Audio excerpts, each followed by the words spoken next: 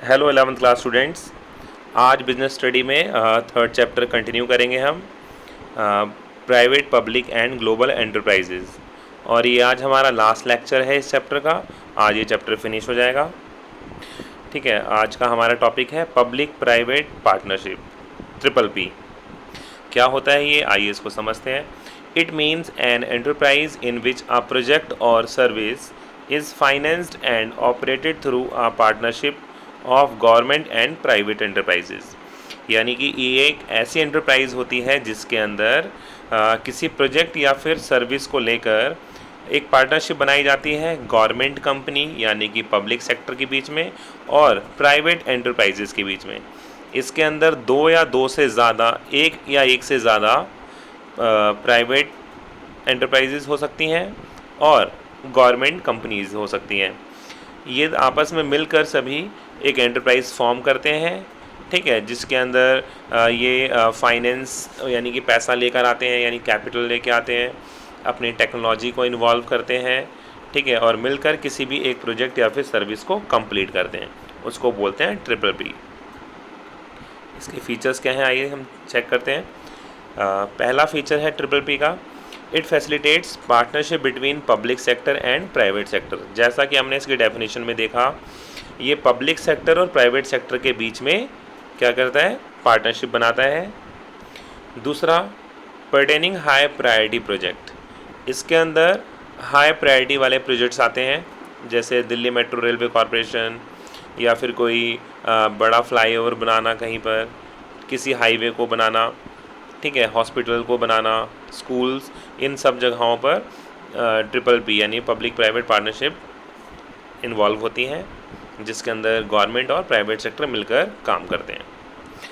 Suitable for big project, capital intensive and heavy industries. यानी ये किस जगह के लिए सुटेबल है, जहाँ पर ज़्यादा बड़ा प्रोजेक्ट हो। बड़े प्रोजेक्ट में ये ज़्यादा सुटेबल होता है। ठीक है, जहाँ पर ज़्यादा कैपिटल और हैवी इंडस्ट्रीज़ की ज़रूरत होती है। हैवी इंडस्ट्रीज़ के अंदर सीमेंट, स्टील, आयरन, ये सभी इंडस्ट्रीज़ आती हैं।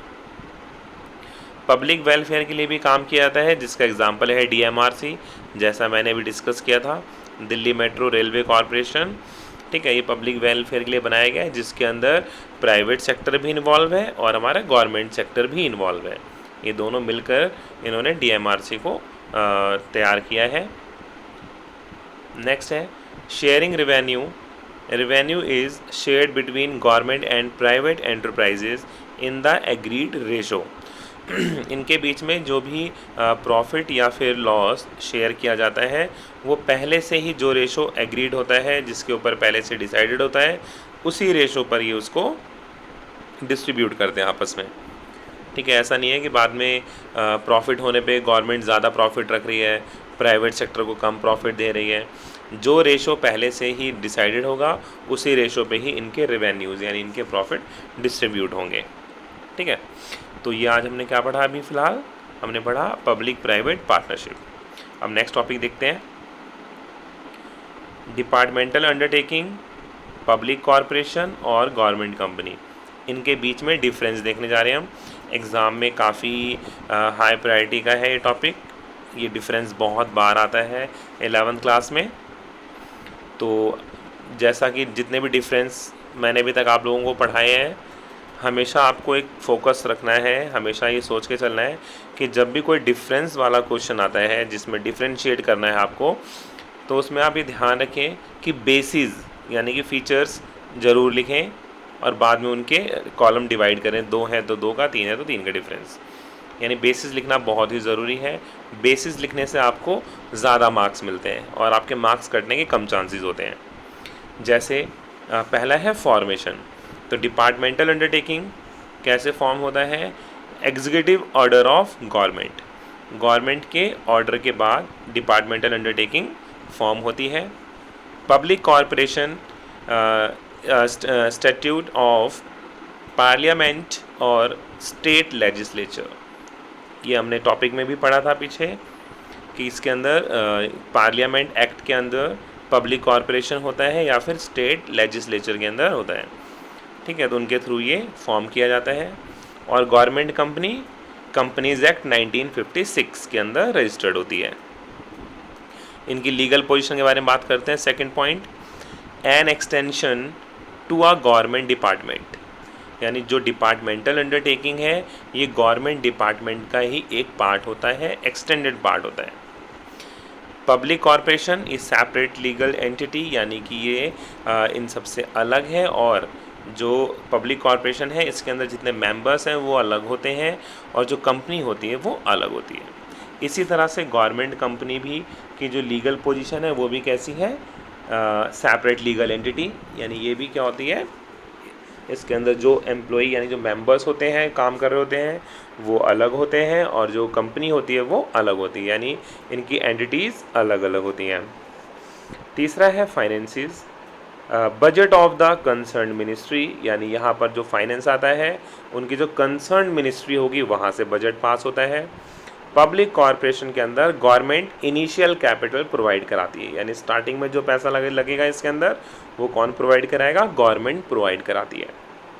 और गवर्नमेंट कंपनी के अंदर आपको पता ही है कि मिनिमम 51% कैपिटल जो होती है, पेड अप शेयर कैपिटल, वो किसकी होती है, गवर्नमेंट की होती है। तो मिनिमम 51% तो होना ही चाहिए, वरना वो गवर्नमेंट कंपनी नहीं बन पाती। तो यहाँ पर भी कैपिटल या फाइनेंस कौन लेकर आता है, शुरू में गवर्नमेंट ही लेकर आती है।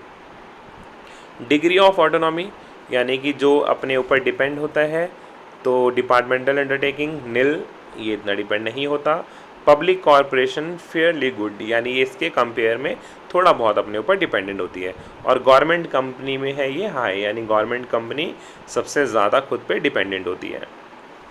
नेक्स्ट है पावर टू रिक्रूट स्टाफ। अब ये स्टाफ का सिलेक्शन या फिर उनको किस तरह से चूज़ करते हैं, कैसे उनको यहाँ पर जॉब मिलती है, ठीक है, कैसे यहाँ पे वो मेंबर्स बनते हैं। तो डिपार्टमेंटल अंडरटेकिंग के अंदर ये गवर्नमेंट एम्प्लॉई जो होते हैं ये manage by government employee and civil servant, जितने गवर्नमेंट एम्प्लॉई हैं या फिर सिविल सर्वेंट हैं उसके थ्रू यहाँ का जो स्टाफ होता है वो रिक्रूट किया जाता है, ठीक है। पब्लिक कॉरपोरेशन के अंदर it can recruit its own staff, ये अपने खुद के स्टाफ अपने आप ही रिक्रूट करते हैं, यहाँ पर किसी और को स्पेशली नहीं बुलाया जाता रिक्रूटमेंट के लिए। और government company it can recruit its own staff, ये भी अपने स्टाफ को अपने आप ही रिक्रूट करती है, ठीक है। तो आज हमने ये देखा डिफरेंस किसका, डिपार्टमेंटल अंडरटेकिंग, पब्लिक कॉरपोरेशन और गवर्नमेंट कंपनी का। और हमने एक टॉपिक इससे पहले और पढ़ा था, पब्लिक प्राइवेट पार्टनरशिप, PPP, ठीक है। आज ये चैप्टर हमारा फिनिश हो गया है। अगर इसको लेके आपके कोई भी डाउट है तो आप मुझे कॉल कर सकते हैं, SMS कर सकते हैं, व्हाट्सएप कर सकते हैं, या फिर कमेंट सेक्शन में कुछ भी पूछ सकते हैं आप, उसका आंसर आपको ज़रूर मिलेगा।